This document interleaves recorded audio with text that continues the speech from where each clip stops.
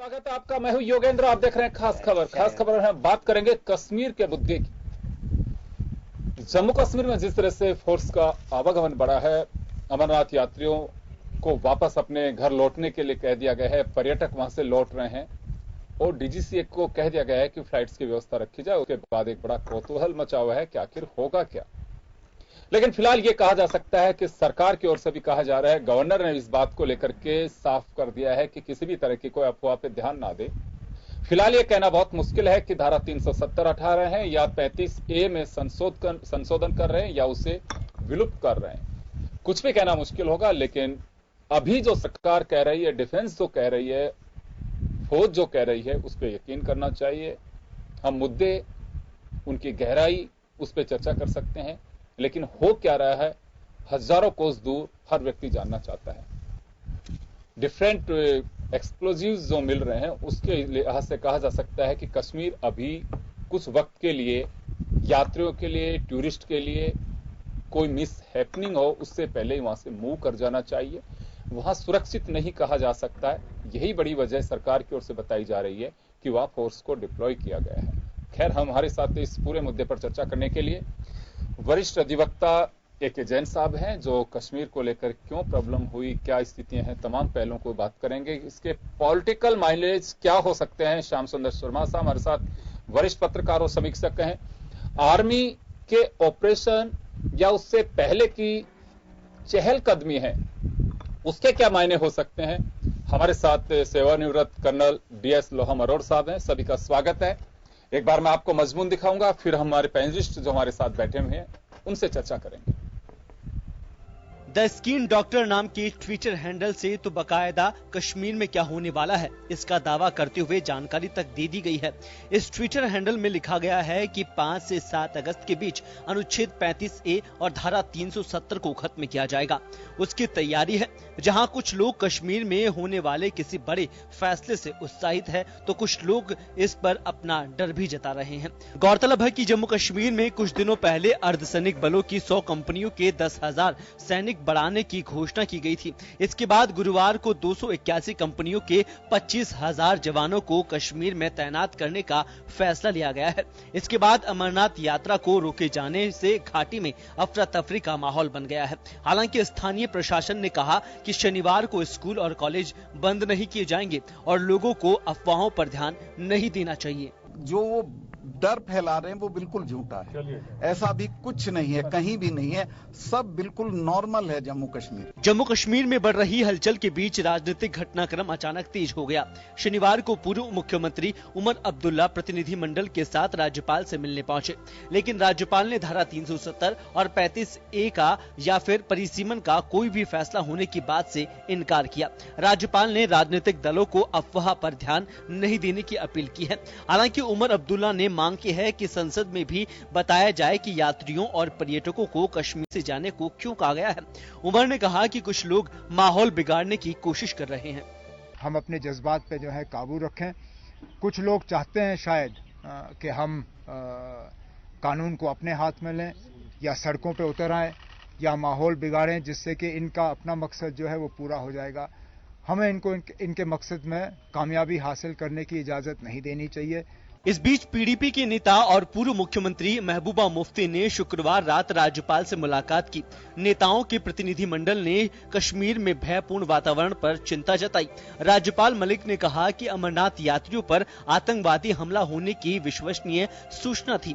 इसी वजह से अमरनाथ यात्रियों और पर्यटकों को घाटी से लौटने के लिए एडवाइजरी जारी की गई। उन्होंने कहा कि आतंकवादी फिदायीन हमला कर सकते हैं। इसी खतरे को देखते हुए सरकार ने यात्रियों और पर्यटकों को कश्मीर छोड़ने के लिए कहा है। इस मीटिंग के बाद महबूबा ने कहा कि वह इस मामले पर गवर्नर के जवाब से संतुष्ट नहीं है। जो है वो 35A का है, 370 का है, और जो इस वक्त चिमनगोइयां हो रही हैं, जो इस वक्त तशवीश है लोगों को लाहक, जिस तरह से सिक्योरिटी फोर्सेस का जमावड़ा बढ़ाया जा रहा है, जिस तरह से कश्मीरी पुलिस को साइड लाइन करके सिक्योरिटी फोर्सेस को ज्यादा रोल दिया जा रहा है, उससे एक तशवीश सबके दिलों में लाहक हो गई है। सुप्रीम कोर्ट में इसी माह 35A पर सुनवाई होगी। ऐसे में सरकार का रुख 35A पर बदलने की संभावना बढ़ गई है। इस बार बड़े बहुमत से सत्ता में आई मोदी सरकार पर 35A को हटाने का दबाव भी है। ऐसे में श्रीनगर से दिल्ली तक कुछ ऐसे ही कयास लगाए जा रहे हैं। ब्यूरो रिपोर्ट, जन टीवी न्यूज।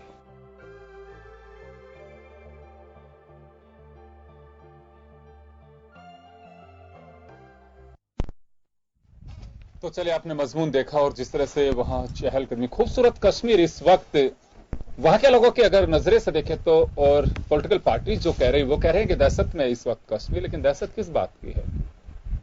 और अगर दूसरी तरफ देखें तो जिस तरह से एडवाइजरी जारी की है तो एक तरह से कहीं ना कहीं कुछ वहां हो जरूर रहा है। क्या पक रहा है ये कहना मुश्किल है। लेकिन फिलहाल मैं एक ही जैन साहब के पास में जाऊंगा। और जैन साहब, कश्मीर में जो कुछ अभी हो रहा है इसकी जड़ें बहुत लंबी है। ये चंद महीने या चंद सालों की प्रॉब्लम नहीं है, और प्रॉब्लम जो है इसी की वजह से वहां सिस्टम गड़बड़ाया हुआ है।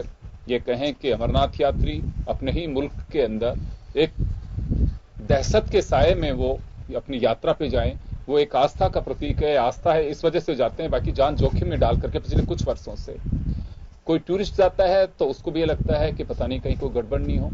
अपने ही देश में अपने ही लोग दहशत में क्यों जिए? देखिए, कश्मीर की बात मैं सिर्फ लीगल और कॉन्स्टिट्यूशनल तरीके से बात करना चाहूँगा।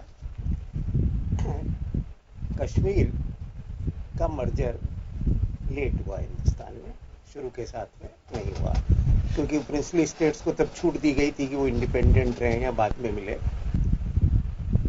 अब जो कॉन्स्टिट्यूशनल प्रोविजन है, आर्टिकल 370 की बात करें, आर्टिकल 370 में शुरू की वर्ड है कि it is temporary and transitional provisions, और कि जिसमें कश्मीर को लेकर, परंतु इसके साथ साथ ही कश्मीर की अलग कॉन्स्टिट्यूएंट असेंबली बनाई गई। उस अलग कॉन्स्टिट्यूएंट असेंबली ने नवंबर 1956 में शायद उन्होंने अपना वो संविधान बनाया, और 26 जनवरी 1957 को उन्होंने लागू किया, जब हिंदुस्तान में ऑलरेडी 26 जनवरी 1950 से ही संविधान आ गया था। 1954 में जो प्रेसिडेंशियल ऑर्डर के तहत सेक्शन 35A जोड़ा गया, जहां पर लोकल रेजिडेंट राइट्स और उनको प्रॉपर्टी राइट्स और बाहर के राइट्स किए गए। ऐसे राइट्स अकेले कश्मीर में नहीं, जो नॉर्थ ईस्ट की कुछ स्टेट्स हैं वहां भी इस तरह के प्रावधान रहे हैं, और कुछ स्टेट्स में अभी भी मौजूद है। लगभग जो इंसर्जेंसी की प्रॉब्लम है, अगर इसमें कहने में कोई शक नहीं होना चाहिए कि कहीं ना कहीं इसका रिलीजन, इसका एक वन ऑफ द रीजन रहा है। कश्मीर की जो भी प्रॉब्लम्स है, हम चाहे इसको माने या न माने, कुछ भी कहें, पर कहीं ना कहीं जैसे नॉर्थ ईस्ट में रिलीजन एक प्रॉब्लम रहा है, वैसे ही कश्मीर में भी हिंदुस्तान के मर्जर का जो ऑब्स्ट्रक्शन बना हुआ है, उसमें रिलीजन एक प्रॉब्लम है। और जितनी जल्दी हम इस सच्चाई को मान ले, बेहतर रहेगा। अंदर ही अंदर सब जानते हैं, मिजोरम के बारे में भी हम जानते थे, नागालैंड के बारे में भी हम जानते थे, और कश्मीर के बारे में भी जानते थे, पर हाँ, नहीं बढ़ते हैं। दूसरी बात, अब जब ये आ रहा है कि आर्टिकल 370 में एक क्लॉज है कि कश्मीर की कॉन्स्टिट्यूएंट असेंबली तय करेगी, अडॉप्ट करेगी, तब इस 370 को एब्रोगेट या जो भी किया जाएगा वो करेगा। कश्मीर की कॉन्स्टिट्यूएंट असेंबली डिसॉल्व हो गई, और डिसॉल्व होने के बाद पर उस टाइम पर इसके आर्टिकल 370 के बारे में वो चुप रहे। जम्मू एंड कश्मीर उच्च न्यायालय में एक बार, देरी जे 16 और ज्यादा केस नहीं है, एक बार इस बात को चुनौती दी गई तो जम्मू कश्मीर उच्च न्यायालय ने यह कहकर खारिज कर दिया कि now the constituent assembly dissolve हो गई है, इसलिए this has become the permanent feature.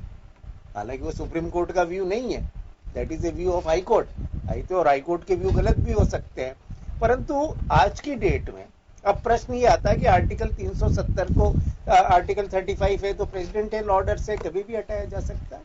It is a constitution amendment से तो जुड़ा हुआ प्रावधान है नहीं उसमें कि जहां पावर दी गई है। पर कश्मीर के कॉन्स्टिट्यूशन में भी पढ़े तो पहला जो आर्टिकल है उनका वो कहता है कि we are the part of Indian union, और हमारा कॉन्स्टिट्यूशन किसी भी स्टेट को इंडियन यूनियन से अलग होने की अनुमति नहीं देता है। अमेरिका का कॉन्स्टिट्यूशन में अनुमति है पर हिंदुस्तान के कॉन्स्टिट्यूशन में किसी भी स्टेट को यूनियन से अलग होने की अनुमति नहीं देता। इंक्लूजन अगर हो गया है तो आप उससे अलग नहीं हो सकते। एंड दैट्स वाई वो हमारा जो स्टैंड है कि कश्मीर हमारा इंटीग्रल पार्ट है। अगर कुछ लोग कहते हैं या मान लो बहुत सारे लोग भी कहते हैं, क्योंकि कश्मीर से पहले तो सेपरेशन की मांग सबसे पहले तमिलनाडु में उठी थी। जयललिता का तमिलनाडु को एक सेपरेट तमिल स्टेट बनाने की बात तो सबसे पहले उठी थी हिंदुस्तान के अंदर। आज वो सबसे बड़ा, सबसे इंटीग्रल पार्ट है, हिंदुस्तान का सबसे मजबूत हिस्सा है तमिलनाडु को, जिसको हम कहते हैं। तो इसलिए कुछ लोगों के कहने से या एक जनरेशन के कहने से हम किसी पार्ट को अपने से अलग तो नहीं होने दे सकते। पर प्रश्न है कि अब this is the right time, क्योंकि जब कॉन्स्टिट्यूएंट असेंबली खत्म हो गई है तो पार्लियामेंट तो हमारी सुप्रीम है। पार्लियामेंट की पावर तो कभी क्वेश्चन की नहीं जा सकती कि वो धारा 370 आर्टिकल 370 को एब्रोगेट कर सकते हैं, सिवाय क्योंकि कॉन्स्टिट्यूएंसी असेंबली जब है ही नहीं तो उसकी कॉन्स्टिट्यूएंसी से क्वेश्चन और परमिशन की। इसलिए वो जजमेंट जो जम्मू एंड कश्मीर का, वो मेरे विचार से गलत है कि पार्लियामेंट उसको अब चेंज नहीं कर सकती। पर this is the right time कि अब कश्मीर का जो है, ये पहले डिफरेंशिएशन जो भी रहा हो, जिन भी ऐतिहासिक कारणों से, राजनीतिक कारणों से रहा, I don't want to go in that controversy, परंतु अब वो समय आ गया है कि और स्टेट और कश्मीर के स्टेट को हमें खत्म कर देना चाहिए। लोहा मरोड़ साहब, आपके पास आना चाहूंगा। अचानक देखिए, आर्मी पहले से लगी हुई वहां पे, आज भी अगर कहें तो कश्मीर और उसकी आसपास का जो एरिया है पूरा Jammu and Kashmir, I think 1/3 army लगी होगी वहां पे। लेकिन अभी जो हजारों की संख्या में जवानों की क्विक एक्शन टीम और ये सारी जो लगाए कमांडोज, इससे कुछ अलग संकेत कहे जा सकते हैं? आर्मी में इस तरह के कभी कोई बड़ा ऑपरेशन हो तब इसे देखा जाए, या फिर एक रूटीन प्रक्रिया माने इसे? जी, जैसा मैं सबसे पहले तो मेरी बात रखूं, उससे पहले मैं भारतीय सेना और पुलिस फोर्सेज और इंट एजेंसीज को बधाई देना चाहूंगा कि उन्होंने जो ये अभी इन दिनों में ऑपरेशन किया है इंट इनपुट्स के बेसिस पे, जिससे बहुत बड़ा हादसा इन्होंने टाला है, वो बधाई के पात्र है। नंबर 2, इन दिनों के अंदर टोटल जैसा कहा जा रहा है करीब 34,000 के आसपास ट्रुप्स का वहां पर जमावड़ा किया गया है। मैं यही बताना चाहूंगा कि वो पैरामिलिट्री फोर्सेज हैं, न कि वो सेना है जी। नंबर 3, पहले 10,000 गए, बाद में करीब 24,000 के आसपास वहां पर गए हैं। नाउ अब ये समझना पड़ेगा कि पैरामिलिट्री फोर्सेज कभी भी पाकिस्तान के अगेंस्ट एम्प्लॉय नहीं की जा सकती, तो इसलिए इसका मतलब इनका मूवमेंट है बेसिकली इंटरनल सिक्योरिटी और स्टेट सिक्योरिटी मैटर्स के लिए। अभी जब इतने बड़े नंबर में गए तो 3 ऑप्शंस निकल के आते हैं। पहला ऑप्शन है, क्या इनको जो सेना घाटी के अंदर जो सेना डिप्लॉयड है उनको रिलीव करना है कोई बाकी काम के लिए, जो मुझे नहीं लगता अभी कोई इतना बड़ा कोई इनपुट्स देश के पास है। दूसरा है कि इनको जो ऑलरेडी वहां पर कोई जो पुलिस सिक्योरिटी फोर्सेज हैं उनको रीइंफोर्स करना है, उनका नंबर बढ़ाना है कोई ऐसी परिस्थिति को डील करने के लिए जो कोई नॉर्मल जो अभी ट्रुप्स हैं उनसे कंट्रोल नहीं हो। और तीसरा है, कोई ऐसा इंटेलिजेंस इनपुट गवर्नमेंट के पास है जो पब्लिक डोमेन में ना तो आज के दिन है और ना शायद दिया जा सकता, वरना मैं मानता हूं जरूर शेयर करते वो, जिसके कारण उनको ये चिंता है कहीं न कहीं लाइक इस समय क्या क्या 3-4 चीजें चल रही हैं। पहली अपने अमरनाथ जी की यात्रा चल रही है। नंबर 2, 15 अगस्त आ रहा है। नंबर 3, जैसा सरकार और मैं मीडिया में सुन रहा था कि जो पंचायत इलेक्शंस हुए थे वो बिल्कुल वायलेंस फ्री थे और पब्लिक ने बहुत समर्थन किया उसमें, तो उन्होंने जैसा डिसाइड किया कि हर गांव में तिरंगा फहराया जाएगा, जो कश्मीर के अंदर करना एक बहुत बड़ी बात है। और मैं कहता हूं जो सरपंचों ने फैसला किया वो भी बधाई के पात्र है। तो हो सकता है इस मामले में उनको एडिशनल फोर्सेज की जरूरत हो। नेक्स्ट मैं आपको बताना चाहूंगा जो इन दिनों के अंदर जो परिस्थिति बदली है, जो विभिन्न जैसे प्रकरण हुए हैं, सिक्योरिटी फोर्सेज का जाना, रेलवेज के अधिकारी का एक ऑर्डर पास करना कि भाई तुम सचेत हो जाओ, एयरलिफ्ट के लिए तैयारी करना, ये संकेत जरूर जैसे कहते हैं कि अगर धुआं आ रहा है तो कहीं न कहीं आग का संकेत है। वो अब आग संकेत हम बैठ के यहां डिसाइड कर सकते हैं, अंदाजा लगा सकते हैं, बट यकीनन there is a certainly input जहां पर ये अंदेशा है इनको कि हमें कोई न कोई पब्लिक ऑर्डर इंटरनल सिक्योरिटी की प्रॉब्लम आ सकती है। अब क्या क्या आ सकती है, जैसे अभी आप डिबेट में आप 35A 370 वकील साहब ने बताया कि ये बड़े लीगल मैटर्स हैं, टाइम आ गया, पर ये कॉन्स्टिट्यूशनली किया जा सकता है। उसके लिए मैं नहीं मानता कि वो कोई ऐसा करने की उनको जरूरत पड़ेगी। और जितना मेरा ज्ञान है अभी 35A कोर्ट के अंदर है, 370 भी कोर्ट में है, तो मुझे नहीं लगता है, और हो भी सकता है, फैसला गवर्नमेंट का फैसला है। पर जो मिलिट्री पॉइंट ऑफ व्यू से मैं आपको बताना चाहूंगा, 15 अगस्त 26 जनवरी के जो टाइम होते हैं साहब, मैं जब से मिलिटेंसी कश्मीर में आई थी उस दौर से लेकर के मैं जब तक सुपरिटेंडेंट नहीं हुआ 2002 साल पहले तक, तब तक वहीं ये देखता हूं कि इन दिनों पे सिक्योरिटी जो एस्टैब्लिशमेंट है, एडिशनल फोर्सेस मंगाई जाती हैं और उनको डिप्लॉय किया जाता है। अब एक बड़ी चिंता का जो मतलब सामान्य समझ से परे आ रहा है ये इशू, इन्होंने बोला कि टूरिस्ट भी धीरे धीरे बाहर आइए, और जो यात्रा में जो लोग बाग गए थे, जो रिकॉर्ड यात्रा थी इस बार, इतने छोटे समय में 3.5 लाख भक्तों ने वहां दर्शन किए बताते हैं, जो बहुत बड़ा नंबर है, और उसको एकदम कहते हैं कि बाहर जाइए।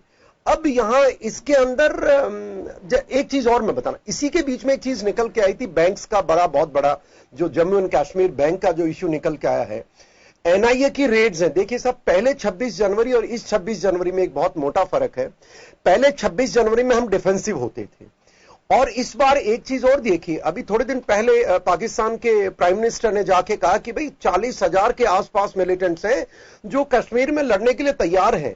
तो वो संकेत, हमारी इनका आना संकेत और हमारी ये यात्रा का संकेत, कहीं कहीं गवर्नमेंट तैयारी कर रही है। पर जो सबसे मोटी बात है इस बार की, ये गवर्नमेंट ने जो डिसीजन लिया है कि भाई यहां पर, अब आप देखिए, इन दिनों में पत्थरबाजी की कोई कार्रवाई नहीं हुई, लास्ट ईद के ऊपर पत्थर चले थे। तो government has shown A political will की विल कर्ब दी मिलिटेंसी। जो मुझे लगता है इस चीज की चर्चा आगे जैसे आप सवाल जवाब आएंगे, अभी के तौर पे जरूर कोई न कोई कार्रवाई इनके या तो इनपुट है जो हो सकता है और लगता भी है। और पाकिस्तान शायद, जैसे प्राइम मिनिस्टर का उनका मैसेज आया था, और अभी थोड़े दिन पहले 5 जैश के इंटेलिजेंस इनपुट मिले हैं कि वो इन्फिल्ट्रेट कर गए हैं। उसके अलावा जैसे आप भी जिक्र कर रहे थे कि जो अभी ऑपरेशंस किए, जिसकी मैं बधाई दे रहा था सेना को और इंट एजेंसीज को, जहां पर बहुत सारी एंटी पर्सन उन्होंने पकड़ी हैं, और एक जो अपनी स्नाइपर राइफल जो यूएस मेड है, एम सीरीज की है, जिसकी रेंज बहुत लंबी होती है साहब, और इसी के तहत ये पकड़ी गई हैं। वैसे तो ये 5 राइफल्स का दो मुद्दा है। लास्ट ईयर देवर 5 स्नाइपर राइफल्स भारत में आई थी, जिनमें से 4 पकड़ ली। पर अभी भी अगर एक स्नाइपर राइफल अगर कोई वो एम्प्लॉय करते हैं तो बहुत घातक हो सकती है। और ये जो लाइक एडिशनल ट्रुप्स है, अब वो यात्रा आ गई है, इसलिए थोड़ा मैं असेस करने में नॉर्मल सामान्य इंटरनल सिक्योरिटी से नहीं जोड़ पा रहा हूं। अदरवाइज जैसे माइंस का मिलना, इसका मतलब जो रास्ते हैं जहां जहां यात्री जाते हैं, जहां जहां गांव में मूवमेंट होता है, वहां पर हम सेना में क्या करते हैं साहब, जब भी ऐसे सिविलियन का मूवमेंट होता है तो जो साइड में सड़क के इलाका होता है उसको हम कहते हैं सिक्योरिंग दी रोड्स, कम्युनिकेशंस। उनको सिक्योर करने का तरीका सामान्यतः यह होता है कि फर्स्ट लाइट से लेकर के लास्ट लाइट, जब सेना का मूवमेंट होता है या कोई जमावड़े का मूवमेंट होता है, उस समय हम कवर करते हैं। बट यात्रा के दौरान मेरा तजुर्बा यह कहता है कि हम 24 घंटे इसको सिक्योर करके रखते हैं, ट्रूप्स डिप्लॉयड होते हैं, और उसके बीच में बस सिर्फ ये मूवमेंट इनका होता है, बड़ा सिक्योर मामला होता है। बट ये इसमें एंटी पर्सनल माइन मिलना और ये मिलना, थोड़े संकेत कहीं न कहीं इंट एजेंसीज के पास है। तो अब समय बताएगा ये क्या कारण हो सकता है साहब। तो चलिए, फिलहाल तो कयास लगाए जा सकते हैं, क्योंकि जिस तरह से मूवमेंट बढ़ रहा है, हर कोई जानना चाहता है कि क्या संभावनाएं क्या हो सकती है। हम केवल संभावनाएं बात करें, लेकिन सच्चाई वही है जो सरकार कह रही है, या फिर डिफेंस की ओर से एडवाइजरी जारी की जा रही है, या फिर उनकी ब्रीफिंग में जो रूटीन बुलेटिन जो है सेना के, उसमें जो चीजें आ रही है सामने, उसी पर यकीन करना चाहिए। चलिए, श्याम जी हमारे पास में। श्याम सुंदर जी, आपके पास आना चाहूंगा मैं। महबूबा मुफ्ती सतपाल मलिक से एक दिन पहले मिलती हैं, और उमर भी उसके बाद मुलाकात कर चुके हैं, लेकिन महबूबा के बयान पे थोड़ा सा आप गौर फरमाएं तो उनका कहना है कि मैं मुस्लिम हूं, हम किसी के आगे हाथ नहीं जोड़ते हैं, लेकिन मैं हाथ जोड़ के विनती करती हूं सरकार से कि क्या कुछ चल रहा है, एक दहशत का माहौल है, इससे बाहर निकाला जाना चाहिए। देखिए योगेंद्र जी, हालात तो सामान्य तो है नहीं, सामान्य होते तो इतने अर्धसैनिक बलों को वहाँ तैनाती करना जरूरी नहीं होता। लेकिन जिस तरह से सेना के जनरल, डिप्टी जनरल ने जो कुछ कहा है, उससे स्पष्ट होता है कि आतंकवादियों की घुसपैठ हुई है, और जिस प्रकार से हथियार मिले हैं और जो बारूदी सुरंग बिछाई हुई थी मिली है माइंस, ये तो क्या है कि मैं मान के चल रहा हूँ कि सेना की सतर्कता और गोपनीयता, जिस प्रकार की इंटेलिजेंस के माध्यम से जो हमारे यात्री गए थे, अमरनाथ की यात्रा महत्वपूर्ण होती है हिंदू, और क्योंकि वहां पर हमारे लोगों को सुरक्षा देने का काम मुस्लिम ही करते थे। ऐसा नहीं कि मुस्लिम हम लोगों के साथ सारे ही ऐसे होते हैं, लेकिन पाकिस्तान के माध्यम से जिस प्रकार का माहौल पैदा करके जो जिस प्रकार की कट्टरवादिता वहां आने की से न फैले, सरकार ने जिस प्रकार का, क्योंकि अब वहां पर शासन निश्चित रूप से राज्यपाल का शासन है वहां पर, और ये कहा जा सकता है कि जिस प्रकार से अभी बिल पास हुआ है, राज्यसभा में भी हो गया है, जो आतंकवादी व्यक्ति विशेष को घोषित कर सकते हैं, वो उसके अपराध 35A का पर क्या निर्णय होगा नहीं पता, अभी कुछ नहीं कह सकते। लेकिन 12 तारीख को ईद का होना, 15 अगस्त का होना और पाकिस्तानी द्वारा घुसपैठ किए जाने के बाद भी आप देखिए कि आशान सम्मेलन में अभी हमारे विदेश मंत्री ने के सामने एक प्रस्ताव ट्रम्प के माध्यम से वहां के विदेश मंत्री ने रखा है कि हम कश्मीर मुद्दे पर मध्यस्थता करने को तैयार है। तो हमारे देश ने साफ कहा है कि नहीं, हम सीधे तौर पर पाकिस्तान से बात करेंगे, किसी को बीच में मध्यस्थता नहीं करने देंगे, ये हमने स्पष्ट रूप से कह दिया। तो इस प्रकार की जो जिस प्रकार की बातें आना, क्योंकि बैंकॉक में जिस प्रकार के आशान वाला देशों की हमारे सम्मेलन हो रहा, उसके अंदर जिस प्रकार से अमेरिका का कुछ बोलना, जैसे अमेरिका ने पहले भी बोला था, आपको पता है कि बड़ी कार्रवाई करने जा रहा है भारत, और बड़ी कार्रवाई हुई। तो पाकिस्तान के लिए अमेरिका का आउटपुट कुछ कहना, इसका मतलब यह है कुछ न कुछ खिचड़ी पक रही है, ये निश्चित कहा जा सकता है।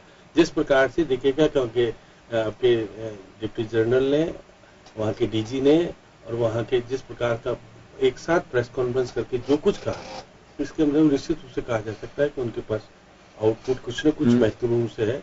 अब ये भी उन्होंने कहा कि 83% पत्थरबाज ही आतंकवादी बनता है, ये स्पष्ट उन्होंने कहा। तो इसका मतलब ये कहा जा सकता है कि वहां जिस प्रकार की घटना आगामी सामने कुछ घटित न हो जाए, और हम क्योंकि 15 अगस्त को बहुत आलीशान तरीके से ये कहना चाहते हैं कि देखिए क्या कि पाकिस्तान हमारे सामने वो नहीं कर सकता जो हम उन वहां शांति प्रिय तरीके से 15 अगस्त में अगर हर पंचायत में तिरंगा फहरा देंगे तो एक बड़ी उपलब्धि हमारी होगी। क्योंकि वहां तिरंगा फहराना, आप देखिए कि श्रीनगर के लाल चौक में तिरंगा फहराने में बड़ी दिक्कत आती थी, कितनी फोर्स लगा करके अब तिरंगा फहराने के लिए को पहना नहीं सकता था। देखिएगा अब माहौल ये हो कि पाकिस्तान कुछ भी कहे, किस तरह की आतंकवादी घटना करने के लिए तैयार हो, लेकिन हमारा हिंदुस्तान का सैनिक और अर्धसैनिक बल जिस प्रकार से वहां कार्रवाई कर रहा है और वहां की स्थितियों को बदलाव कर रहा है, वहां देखिए 4 लाख आज भी मजदूर हैं, वो देखिए पश्चिम बंगाल के हैं, राजस्थान के हैं, पंजाब के हैं, बिहार के हैं। तो वहां के लोगों को कुछ 4 लाख मजदूर है, और मजदूर कहाँ रहता होगा, अलग अलग तरह का रह सकता है, उस पर घटना पे हो सकता है उसकी कुछ स्थिति बने। 20,000 हमारे अमरनाथ यात्री हैं, उनको क्योंकि डिप्लॉय जिस तरह की घटना न घटे, उनको सुरक्षित तरीके से अपने स्थान पे पहुंचा दे। एयरलाइंस को कहा गया है, बाकी को कहा गया है कि आप तैयार रहिए कि इतने लोग अगर जाएंगे तो निश्चित रूप से परिवहन में परेशानी नहीं हो और कोई भगदड़ और ऐसी स्थिति पैदा नहीं हो। इसलिए हम ये सब एडवाइजरी 30 साल बाद पहली बार जारी की है, और एडवाइजरी जारी करने का मतलब है कि ऐसी स्थिति सामान्य नहीं है, ये साफ है। लेकिन हम लोग फिर भी, क्योंकि सेना और अर्धसैनिक बल हम तैयार रूप से, क्योंकि वहां पर बहुत दिन से लोग वहां डिप्लॉयड हैं, उनको निश्चित रूप से राहत देने के लिए भी जिस तरह से सेना अर्धसैनिक बल बढ़ाए गए हैं, उसके कारण है कि हम 15 अगस्त और ईद को किसी प्रकार की घटना नहीं होने दें और हम तैयारी के साथ वहां रहें। अर्धसैनिक बल और वगैरह तैयार रहेगा तो जो जिस प्रकार के लोग घुसपैठ करके आ चुके हैं, उसकी हिम्मत नहीं होगी कि वो उस टाइम पर जब हम देश की आजादी का पर्व मनाने की तैयारी कर रहे हो और मुस्लिम भाई अपना ईद का त्योहार बना रहे हो, उसमें 3 दिन का अंतर है। तो इस तरह से अशांति ना हो, हमारा इकबाल कायम रहे, इसलिए सारी चीजें की गई है। और प्रेस कॉन्फ्रेंस करके बाकायदा बताया गया है लोगों को, ऐसे नहीं कि हम चुपचाप कार्रवाई कर रहे हैं। ये सतर्क कर दिया है कि पाकिस्तान से आए हुए घुसपैठी समझ ले कि हमारी सेना उनके लिए गोली लेकर के तैयार है, अगर वो कुछ भी करेंगे तो हम उसका जवाब सीधे तौर पर गोली से देंगे। मैं आऊंगा श्याम जी आपके पास में, एक बार जैन साहब के पास वापस जाना चाहूंगा। जैन साहब, आपको लगता है कि 370 हो चाहे 35A, हालांकि पार्लियामेंट सेशन चल रहा है और पार्लियामेंट नहीं भी चलता तो अध्यादेश के जरिए ये कुछ इस तरह का फैसला क्या कर सकते हैं? देखिए, जहां तक 35A की बात है, ये प्रेसिडेंशियल ऑर्डर है, इसको विड्रॉ किया जा सकता है। जहां तक आर्टिकल 370 की बात है, ये पार्लियामेंट 2/3 बहुमत से ही इसको एब्रोगेट कर सकती है, वो भी सीटिंग एंड प्रेजेंट नॉट, बल्कि टोटल स्ट्रेंथ की 2/3 बहुमत से इनको पारित किया जा सकता है। आर्टिकल 35A कभी भी हटाए, पर आर्टिकल 35A को जितनी तूल दी जाती है वैसा है नहीं। यदि हम हिमाचल प्रदेश में जाएं तो हिमाचल प्रदेश में भी दूसरी स्टेट का आदमी नहीं खरीद सकता है एक लेवल तक, पर वहां इससे ज्यादा बहुत ज्यादा कुछ है। कश्मीर में सारी बातों को तो हम नहीं कहे, एम्प्लॉयमेंट के बारे में भी उनका एक अपना क्राइटेरिया है, हालांकि जो हमारा जो यूनियन करेक्टर है उसके अगेंस्ट में है। हम बेसिकली बात करें तो आर्टिकल संपत्ति और ये सारा आप उसमें मैरिज नहीं संपत्ति के बारे में कुछ अधिकार अभी, जैसे हिमाचल में भी आप बाहर से जाके संपत्ति नहीं खरीद सकते हैं। कुछ जो नॉर्थ ईस्ट की स्टेट है वहां भी कुछ लेवल के आपके रेस्ट्रिक्शंस है, पर कश्मीर में स्थिति जो 35A के रूप में बिल्कुल एंटायरली डिफरेंट कर रखी है, और वो ये इंप्रेशन देती है कि जैसे कश्मीर का नागरिक और हिंदुस्तान का नागरिक या कश्मीर का डोमर, यानी वो कश्मीरी हिंदुस्तान में आकर तो सब कुछ कर सकते हैं, पर हिंदुस्तान जो बाकी रेस्ट ऑफ इंडिया का आदमी है वहां जाकर आप नहीं कर सकते। तो ये एक बड़ा भेदभावपूर्ण व्यवहार है, और अब मेरे ख्याल से 70 साल बाद इसको जिंदा रखने का कोई औचित्य किसी मामले में नहीं है। अगर आप वहां जाकर व्यापार करना चाहोगे, एम्प्लॉयमेंट करना चाहो तो नहीं कर पाओगे, पर कश्मीरी बंबई में जाके हैंडीक्राफ्ट का या बड़ा व्यापार करने का काम करने का तो वो कर लेंगे आप। तो आखिर ये भेदभाव क्यों? राजस्थान में खत्म में होना चाहिए। ये सब स्थिति है जो खत्म होना चाहिए, क्योंकि अब स्थिति नेशनल इंटीग्रेशन की बात करते हैं और हम डिवीजन स्टेज अगर हमारे यहाँ है तो वो निश्चित रूप से हटने चाहिए। तो ये स्थिति आएगी। ये पर 370 के लिए जो जम्मू एंड कश्मीर का फैसला है हाई कोर्ट का, वो बेसिकली मेरी राय में गलत फैसला है कि क्योंकि कॉन्स्टिट्यूएंट असेंबली खत्म हो गई इसलिए 370 परमानेंट हो गया। वो नहीं है, क्योंकि पार्लियामेंट आज भी सुप्रीम है। अगर सुप्रीम कोर्ट किसी कानून को गलत कर देती है तो भी पार्लियामेंट उसको जजमेंट्स को नलीफाई करने के लिए कानून ला सकती है। हम कुछ भी कहें, हमारे देश में संविधान से पार्लियामेंट को ये सारी की सारी शक्तियां प्राप्त है, और इसीलिए संविधान में अमेंडमेंट के प्रोविजंस रखे गए। एक बात मैं जानना चाहूंगा सर आपसे यहाँ पे कि 370 मुश्किल नहीं है, इच्छा शक्ति का अभाव है कि आप चाहें तो हटा सकते हैं, या वहां वास्तव में वहां के लोकल लीडरशिप को कॉन्फिडेंस में लेके, या फिर अगर आवश्यकता पड़ती है तो पार्लियामेंट के जरिए 370 को विड्रॉ किया जा सकता है? सर एक बात मैं पूछना चाहूंगा कि जब हमने ऑपरेशन ब्लू स्टार किया था इंदिरा गांधी ने, उसका रिजल्ट तो कितने लोगों को कॉन्फिडेंस में लिया था? कई बार आपको टफ स्टेट लेनी पड़ेगी। बिल्कुल। आपने जब मिजोरम में और नागालैंड में जब आपने कर्व किया मूवमेंट को, तो वो आप उनको मजबूर किया कि वो फोर्स हो कि वो आपको टेबल पर आकर बात करें, तब जाकर उनको बात करनी पड़ेगी। कश्मीर के हालात आप बहुत दिन से मीठा मीठा बोलते रहे और परिणाम आपको कुछ नहीं मिला।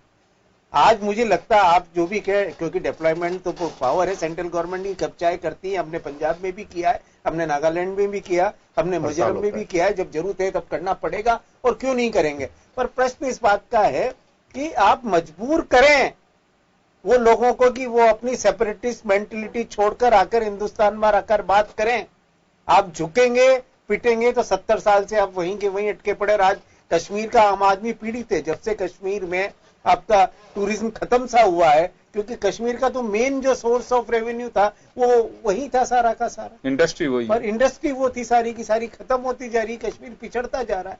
तो हमने कहीं ना कहीं एक बड़ा स्टेज लेना पड़ेगा, और अगर मोदी जी इस दिशा में बढ़ रहे हैं तो अच्छी बात है, उनको बढ़ के लेना चाहिए। कहीं ना कहीं आपको लेना पड़ेगा, आज नहीं तो कल, कभी तो, क्योंकि ये बात जैसे मैंने कहा भी कि इच्छा शक्ति की बात है।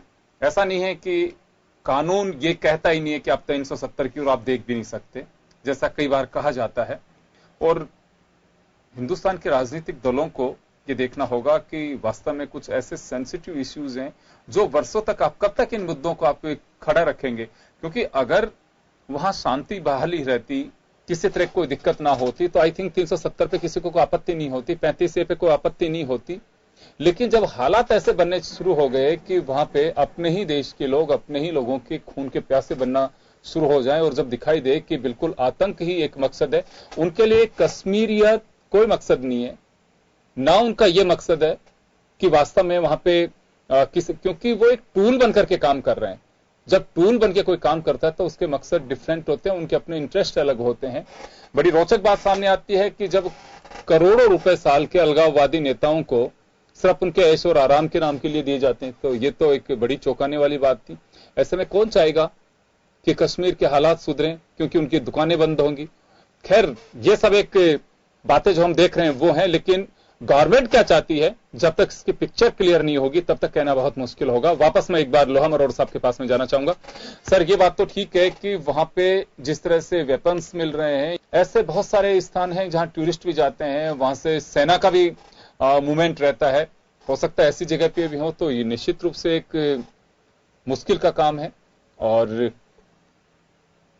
जिसे तरह से आपने कहा कि दो बातें निकल करके आ रही हैं कि आर्मी को लगाना और एक पैरामिलिट्री फोर्सेस को लगाना। पैरामिलिट्री फोर्सेस अगर कहीं लगाती हैं तो ये मान के चलते हैं कि इंटरनल सिक्योरिटी सिस्टम में कहीं सुधार किया जा रहा है, या कहीं कुछ ऐसी आशंका है सरकार को कि हमारे यहाँ अंदर खाने में कुछ हो सकता है, और अगर बॉर्डर पे कुछ हलचल ज्यादा बनती है तो आर्मी को लगाया जा सकता है। ये बेसिक एक अंतर है। लेकिन अभी कर्नल साहब का जो कहना है, लेकिन कर्नल साहब हमें जो जानकारी मिल रही है पैरामिलिट्री फोर्सेस के साथ साथ, क्योंकि ऑपरेशन के जो आपके एचओडी जो भी होते हैं कोर कमांडर्स, उनकी ब्रीफिंग के हिसाब से, क्योंकि वो मेरे ख्याल में पैरामिलिट्री फोर्सेस के लिए नहीं बोलते हैं शायद। नहीं, मैं आपको बताऊंगा। वहां क्या होता है कि जो सारी सिस्टम होता है वो उन्हीं के अंडर आता है। कश्मीर का एक अलग थोड़ा सा तरीका है। ओवरऑल फोर्स कमांडर वही रहते हैं। मैं यहां छोटी सी एक दो चीजें बताना चाहूंगा। 35A की जो भी चर्चा आई, इस 35 और 370 में 2-3 मुद्दे हैं जो मैं चाहूंगा कि आपके दर्शकों तक पहुंचे। पहला, कि इसके कारण नागरिकता का कानून बना तो था ये सन 27 के अंदर महाराजा के टाइम पर जो ये विभाजन के बाद जो गड़बड़ हुई उसमें 1954 में, जैसा वकील साहब ने बताया, इंसर्ट किया 35A, पर इन्होंने लागू किया 1944 से, 10 साल पहले से। इसके पीछे साजिश क्या थी? जो साहब बता रहे थे कि हमको मानना पड़ेगा कुछ ताकतें हैं, इसको इस्लामीकरण की तरफ ये इसका दिमाग है। वो किस लिए किया मैं आपको बताना चाहूंगा। वो इसलिए किया कि 1944 के आसपास से मूवमेंट इधर शुरू होना हिंदुस्तान की तरफ हो गया था, और ये कभी भी नहीं चाहते थे जो हमारा वेस्ट पाकिस्तान था, वहां से जो शरणार्थी करीब उस समय 4.5 लाख, आज के पास करीब 11 लाख है, वो आए थे। उनको इन्होंने नागरिकता नहीं देनी थी क्योंकि वो ज्यादातर हिंदू थे। नंबर एक बात। दूसरी बात, सन 57-58 के आसपास वाल्मीकि, वहां पर हड़ताल हो जाती है कश्मीर में। तो जब सफाई वालों की हड़ताल होती है तो पंजाब से करीब उस समय के 55,000 या कुछ परिवार थे, जो 2.5 से 3 लाख आज उनकी जनसंख्या है, उनको भी आज तक नागरिकता नहीं दी गई है। अब नागरिकता से ऐसा क्या बवंडर है साहब? वो परमानेंट रेजिडेंट एक कश्मीर में एक अलग इसका मतलब है कि न तो प्रॉपर्टी खरीद सकते, ना उनका कोई राइट है। वो चुनाव लोकसभा में दे सकते हैं पर राज्यसभा में चुनाव नहीं डाल सकते वो, तो उनका वो मामला ये गड़बड़ है। दूसरा, जितने भी सरकारी तंत्र की जो स्टेट गवर्नमेंट की स्कॉलरशिप है, एड्स है, उसका कोई लाभ नहीं ले सकते। उनके बच्चे वहां पर कोई नौकरी नहीं कर सकते। तो आप देखिए साहब, 11 लाख जो वेस्ट पाकिस्तान से आए, 3.5 लाख वाल्मीकि, और उसके अलावा एक और इसमें लफड़ा है। वो ये है कि SC/ST एक्ट के अंदर जो हमारा पार्लियामेंट के जो एक्ट है वो कश्मीर में लागू पूरी तरह नहीं होता है। उसमें देखिए वो क्या बदमाशी करते हैं। थोड़ा सा समझना पड़ेगा कि डीलिमिटेशन की चर्चा क्यों चल रही है। कश्मीर वैसे तो टोटल 7% हमारा जो प्रेजेंट एरिया है उसका है, और उसके अंदर जो पॉपुलेशन 7% की है वो 93% एरिया पर राज करती है साहब। वो कहते हैं मुस्लिम बाहुल्य एरिया। यस, पॉपुलेशन वाइज मुस्लिम बाहुल्य है, बट ये ओनली 7% एरिया में रहते हैं, and they rule over other communities, Hindu, Sikhs, अपना ये लेह लद्दाख, उनके ऊपर राज करते हैं, which is incorrect on their part. Number 1। तो 35 is very critical, it has to go, it's a crime against the Indians. And दूसरा, इसके अंदर जो SC/ST की बात कर रहा था साहब मैं, इनमें पॉलिटिकल रिजर्वेशन होता। आप देखिए, जो मैं बात बता रहा हूं बहुत अहम बात है साहब। आज के दिन जो इनकी 46 जो सीट्स हैं वैली की, वो सारी की सारी इन्होंने क्या कर रखा है, एसटी और एससी। एसटी जहां पर एसटी कश्मीर में गुजर आते हैं, बकरवाल आते हैं, बकरवाल भी गुजर हैं, ये बकरवाल गुजर वो जो गाय भैंस लेके घूमते हैं, इनकी 14% पॉपुलेशन है साहब, और एससी है वहां पर 7% पॉपुलेशन। कश्मीर जहां पर ये अपनी मोनोपोली रखते हैं, कश्मीरी जो लोग हैं, बाकी जो जम्मू लद्दाख कारगिल जम्मू लद्दाख कारगिल राजौरी पुंछ, ये सारे देशभक्त लोग हैं, मैं आपको बताना चाहूंगा। और इवन बारामुल्ला, उड़ी, कुपवाड़ा, वो भी पूरे के पूरे, ये जो 4-5 डिस्ट्रिक्ट हैं जहां पे बदमाशी करते हैं ये है।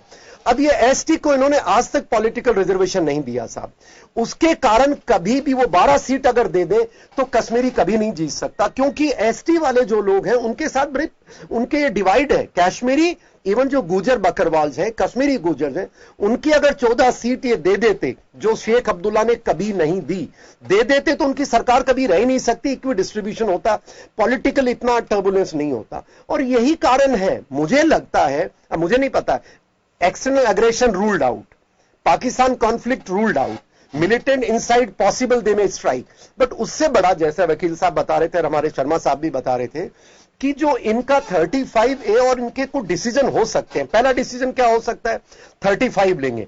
मैं यकीन से कह सकता हूं, क्योंकि वहां के जो 14% गुजर बकरवाल और पहाड़ी लोग हैं, वो कश्मीरियों के साथ कतई नहीं है। वो चाहते हैं कि सरकार जल्दी से 35 से हटाए और हमारी 14 सीट और पॉलिटिकल रिजर्वेशन दे।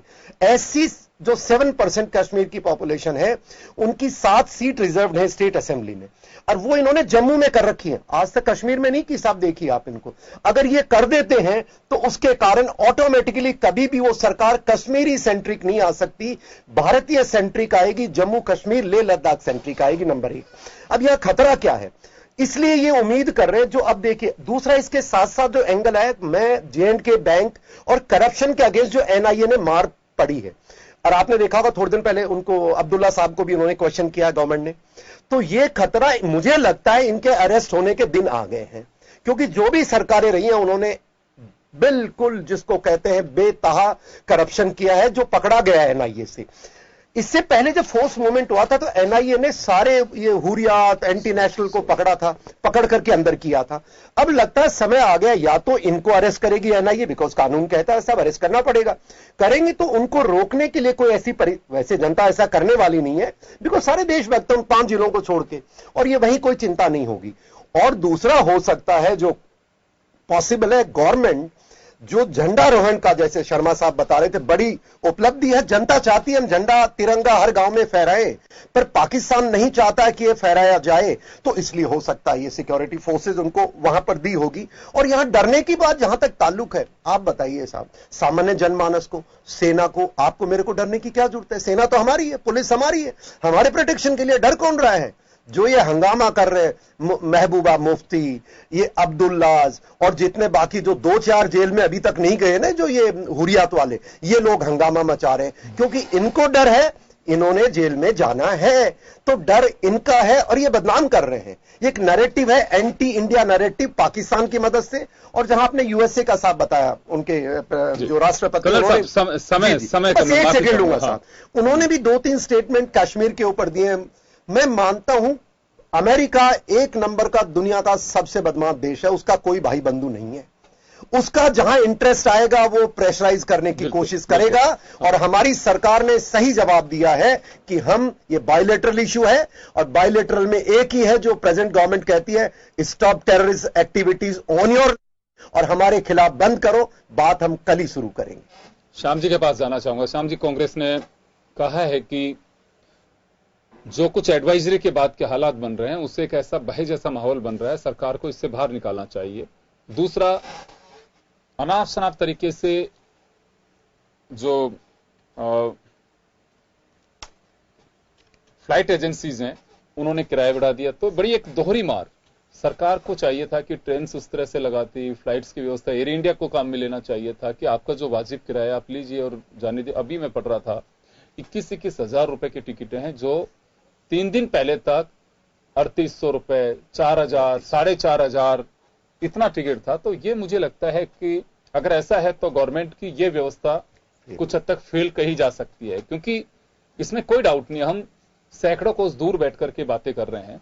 जब महसूस होता है किसी को, फोर्स की गाड़ियां निकलती और ये कहा जाता है कि जल्दी से आप इस जगह को खाली कर दीजिए, तो आई थिंक वो आप अंदाजा लगा सकते हैं उसका, जब हमें ये कहा जाता है कि पुलिस के 2 कांस्टेबल्स है कि इस जगह को छोड़ दीजिए, जल्दी से निकलिए, यहां से जल्दी से निकलिए, और ये जब कह दिया जाए कि जगह सेफ नहीं है, तो उसके बाद तो सोच सकते हैं कि क्या पोजीशन है। तो इस मायने में ये बात ठीक है कि आप वहां इंटरनल सिक्योरिटी प्रोवाइड करा रहे हैं, सारी बातें हैं, लेकिन एक दहशत तो मुझे लगता है कि एक आम जो वहां पे टूरिस्ट है उसमें, जो भोले भक्त गए हुए हैं उनमें, वहां के लोकल पब्लिक में, क्योंकि हर कश्मीरी जो है वो ये नहीं चाहता है कि वो अपने व्यापारी तरीके से काम कर रहा है। उनका एक ही कहना है कि अमरनाथ यात्रा चलनी चाहिए, टूरिस्ट आते रहने चाहिए ताकि उनकी रोजी रोटी चलती रहे। ऐसे जो लोग हैं जिनकी तादाद ज्यादा हो सकती है, उनमें एक दहशत का माहौल है। देखिए योगेंद्र जी, इलाका बहुत जगह पर अशांति नहीं है, कुछ वहां पे बाल्टाल और एक और दूसरा श्रीनगर में भी है, पहलगांव, ये 2 जगह जो कि हमारे जो ये तो कैंप है सर, वहां पे जो आपके अमरनाथ जी के जाने के लिए कैंप है। बाकी जगह में कोई हालात खराब नहीं है। हम क्योंकि वहां के लोग जिस प्रकार का जो माहौल बनाने का प्रयास करें, देखिएगा जो पार्लियामेंट ने अभी एक्ट पारित किया है ना कि व्यक्ति विशेष को हम आतंकवादी घोषित करेंगे, इसलिए क्योंकि संस्था को नहीं कर रहे, क्योंकि वो कह रहे हैं कि व्यक्ति विशेष को आतंकवादी घोषित नहीं किया जाता है तो वो संस्था बदल देता है, तो इसलिए उससे कार्रवाई नहीं हो पाती। ये जो आपका पार्लियामेंट ने पारित किया और राष्ट्रपति जी जब साइन कर देंगे तो मेरे को लग रहा है कि उसके बाद जैसे कि अलगाववादी जो नेता प्रधानमंत्री जी से जो 3-4 नेता कश्मीरी मिले हैं ना जाकर के, तो उनको लग रहा है कि कहीं स्थिति भयानक नहीं हो जाए। देखिएगा जिस प्रकार के हालात है उसमें अगर हमने ये कार्रवाई नहीं की, आज हमारे भी तो लाखों कश्मीरी पंडित कहाँ हैं, इस देश में रहने को मजबूर क्यों है? क्योंकि वहाँ के हालात अच्छे नहीं है, उनकी जमीन जायदाद वहाँ है, उनको किस प्रकार से उन्होंने वहाँ लिया होगा, उनका नामकरण आज भी उनके नाम है, वो बोल रही है, उनकी बिल्डिंग्स खड़ी है, उनको खंडर कर दिया गया, कब्जा कर लिया गया। आप केवल ये कह दें कि वहाँ के लोग हमारे कश्मीरी पंडित नहीं थे वहाँ के निवासी, उनको जिस प्रकार से जो हालात बना के इन्होंने निकाला, और अगर अब भी हालात हमने उसको सुधारने का प्रयास नहीं किया तो पाकिस्तान की जो इस प्रकार की घुसपैठ की प्रवृत्ति है वो लगातार मिलेगी। इसलिए हम चाहते हैं कि पाकिस्तान का जो घुसपैठ करके आने वाला व्यक्ति है उसको रोका जाना चाहिए, और उसको बाकायदा जिस तरह से रोकने की, आप देश में आने ही नहीं दोगे क्योंकि बाकी जगह हालात सामान्य है। इसका कारण है कि फोर्स ने और हमारे अर्धसैनिक बल ने जो तैनाती की है उसका प्रभाव है कि वहीं की वहीं उसको खत्म करने की स्थिति बन रही है। तो ये कहा जा सकता है कि पार्लियामेंट में एनआईए बिल पास करना, उसके बाद की जो स्थिति है उसका जो एक रूप है कि अगर कोई भी कहीं पे भी किसी भी जगह पे अगर लगता है कि देश विरोधी एक्टिविटीज में वो लिप्त है तो उसे आतंकी घोषित किया जा सकता है, एनआईए वहां पे ऑपरेशन कर सकता है। उसी के साथ देखा जा रहा है। तो निश्चित रूप से जो ऑपरेशन कहें या फिर ये कहें कि एक जो सिस्टम बनता जा रहा है उससे कहीं ना कहीं आम जन की दहशत का तो एक अंदाजा ये हो सकता है कि ऐसा क्या हो गया कि हमसे खाली कराने के लिए कहा जा रहा है, लेकिन दहशत वहां पे भी है जो वर्षों से कश्मीरी सियासत के नाम पे अपनी रोटियां सेक रहे हैं। मुझे लगता है कि वक्त आ गया है कि शायद वो लोग भी सहमे हुए डरे हुए जरूर हैं कि अब कुछ हो सकता है। चलिए देखना होगा, आप और मेरे को सबको इंतजार है कि नेक्स्ट स्टेप क्या है और जितनी फोर्स लगाई जा रही है, तमाम जो व्यवस्थाएं की जा रही हैं, इसके मायने क्या हो सकते हैं। चलिए आप सभी का बहुत बहुत शुक्रिया। खास खबर में इतना ही, दीजिए इजाजत, नमस्कार।